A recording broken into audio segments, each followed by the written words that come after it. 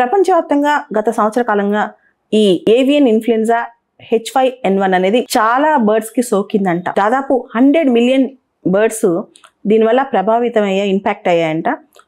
Virus సోకి దానిలో చాలా వరకు చనిపోయాయంట. మోర్టాలిటీ రేట్ చాలా ఎక్కువ అనమాట. అండ్ మీరు వినే ఉంటారు, ఇండియాలో మనకి బర్డ్ ఫ్లూ వచ్చినప్పుడు కోళ్ళని చంపేసి వాటిని కంప్లీట్గా కల్లింగ్ ప్రాసెస్ అనమాట, చంపేసి పాతి పెట్టేట ఆ వైరస్ ఇంకా వేరే వాటికి రాకుండా చాలా ఫాస్ట్గా ఈ వైరస్ స్ప్రెడ్ అవుతుంది అనమాట. ఇవి రీసెంట్గా ఈక్వెడార్, కొలంబియా, తర్వాత చిలీ ఈ దేశాల్లో మనుషులకు కూడా ఇది కొంత సోకుతుందంట H5N1.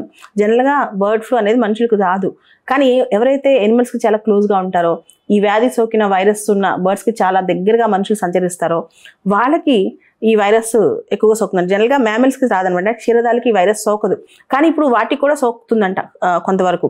ఒకవేళ కనుక కొత్త మ్యూటేషన్స్ వచ్చి ఈ వైరస్ కనుక ఎక్కువ సోకితే H5N1 అది ఇంకా మానవాళికి ఎఫెక్ట్ అయ్యే ప్రమాదం కూడా ఉందంట.